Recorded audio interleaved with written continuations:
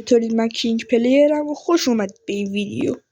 امروز میخوایم که از این بلاک ها که یکیش ارتفاعش 30 بلاکه، این یکی 50 بلاکه و این یکی 100 بلاکه، یکی 100 بلاکه میخواد کلاش بکنم. فقط قبلش برای حمایت از من لایک و کامنت رو بگو و اگه لایک ویدیو بالای 3 تا بره کارت های بیشتریش رو میذارم. خب اولیش 30 بلاکی و میخوام از این کلاش کنم. 3 2 1 بریم که خیلی راحت بود. 30 بلاک مردم که.